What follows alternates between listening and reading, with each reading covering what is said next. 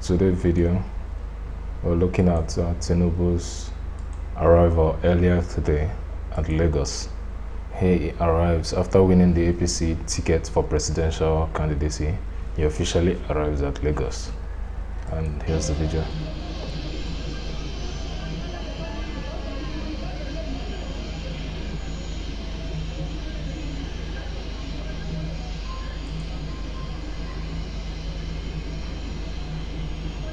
Skip.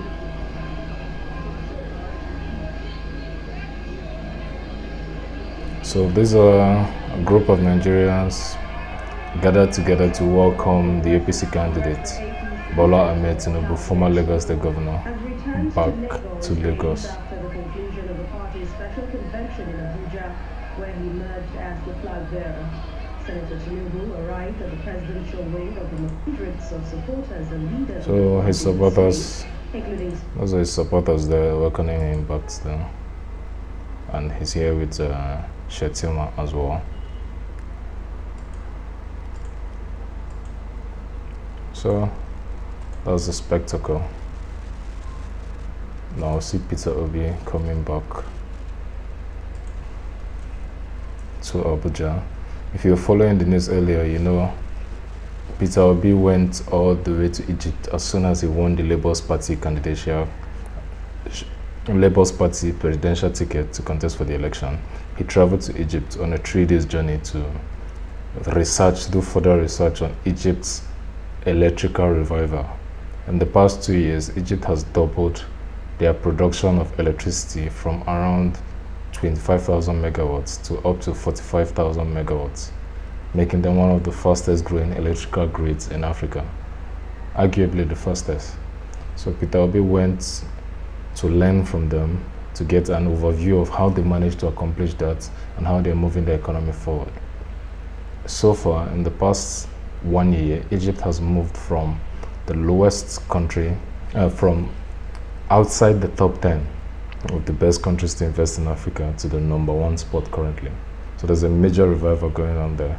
And Peter Obi went all the way there to do research on how it's going there and see how we can incorporate that into saving the Nigerian polity if he eventually wins. So here is his welcome statement of him coming back as well, with Nigerians welcoming him at Abuja.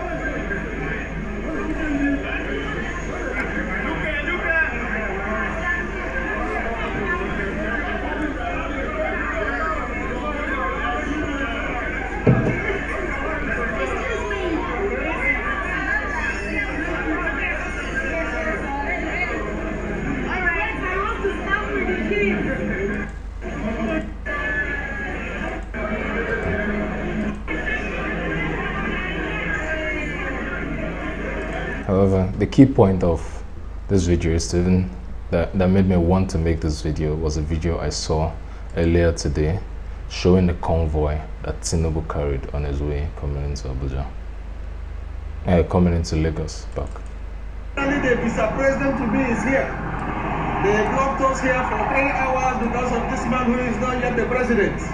Look at him moving as if the president is coming. According to the person recording this video, he said the roads were blocked for about 3 hours, expecting Bola Ahmed Tinubu's return back to the movement from the airport center down all the way down to the APC welcome point.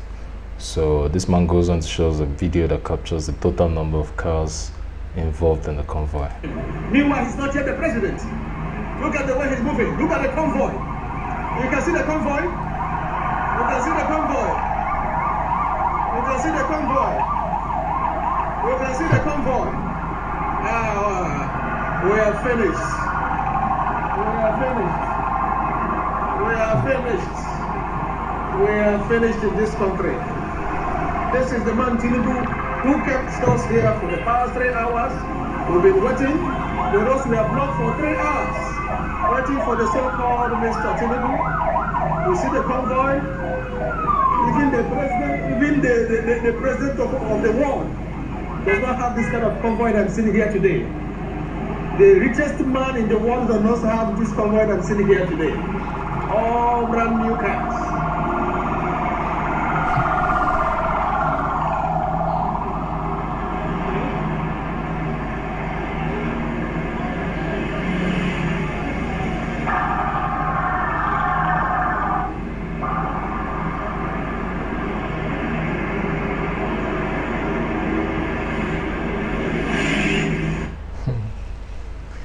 should remember, we should all know that this is happening in a country. To put this into perspective, this is happening in a country that is currently number 2 from the bottom when it comes to poverty in the world.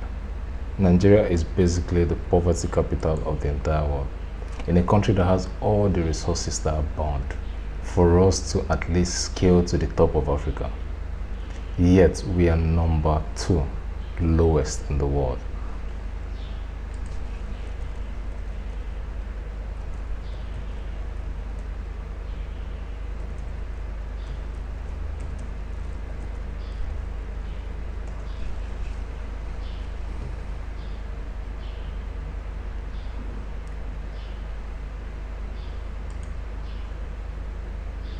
In 2018, Nigeria surpassed India as the world poverty capital, with around 87 million people living in extreme poverty, compared with India's 73 million.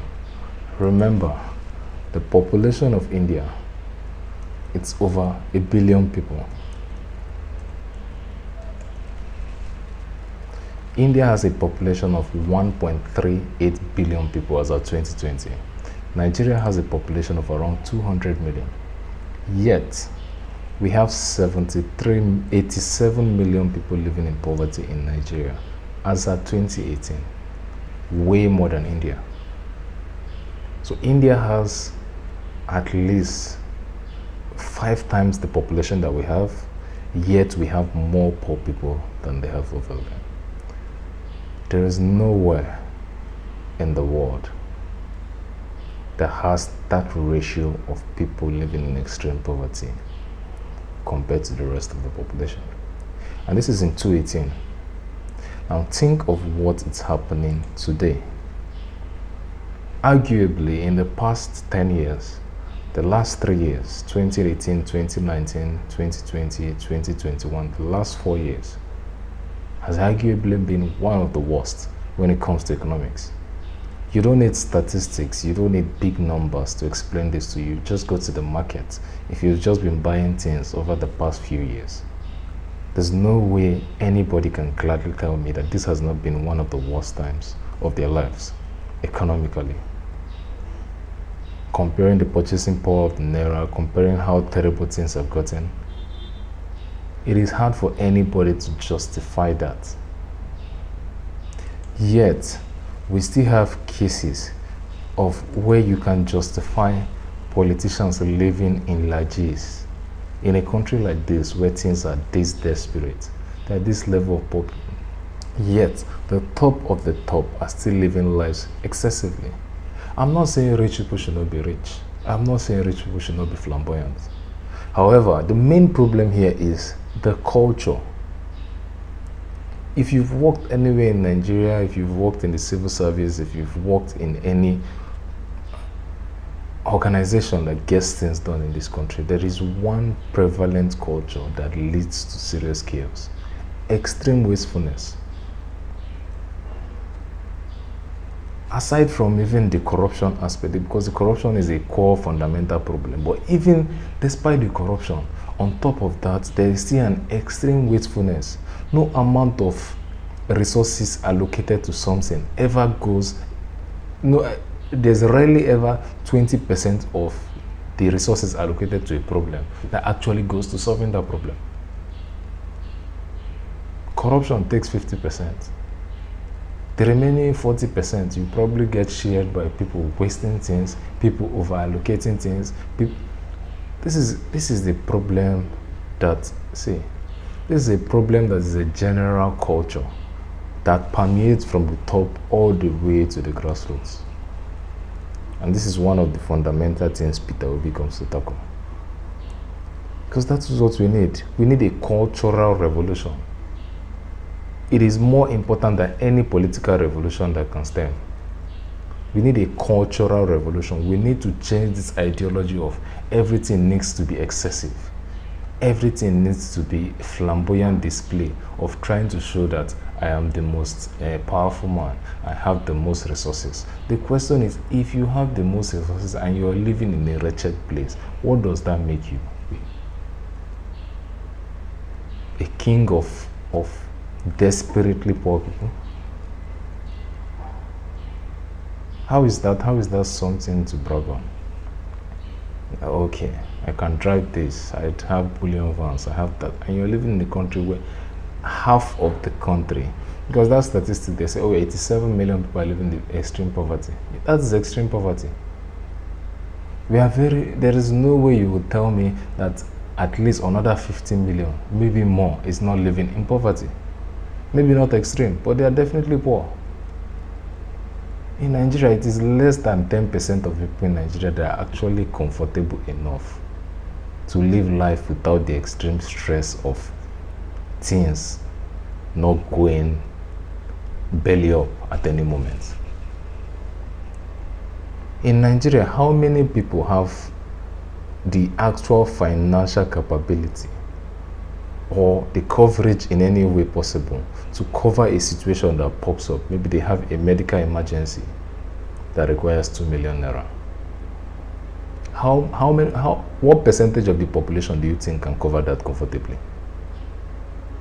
I would guess less than 10%. I would guess probably as low as 5%. Yet, in the same country, you hear of billions and billions allocated to the government for cars, for living allowances, and this is just the official measure. Unofficially, they go there to see how much can we loot from the system for our personal gain, further impoverishing the people that are already languishing in poverty. Are we going to fold our hands and continue watching this happen? I'm going to borrow the words of Sanusi, a former emir of Kano State, in a speech he gave a few years ago. He said, Nigeria, we are living on borrowed time. We are living on borrowed time. We are already, all the pointers already point to the fact that we are on the precipice of where things can go into extreme devastation. The people on the streets are already hungry. The people on the streets cannot buy things on the market. Now imagine things getting 100% worse, 2 times worse than it currently is, because that's where we are heading. If we pick the wrong person for government, pick the wrong president, pick the wrong governors, there is no money left in the system. Yet, these people that have been impoverishing us for years will find a way to still put us in further debt, mortgage more of our future just to enjoy themselves in the present. What Nigeria needs right now is a strict fiscal policy that goes to extremely manage the resources that we have to attempt the rescue. We don't have time for largesse anymore. It's time to save ourselves. It's time to save ourselves.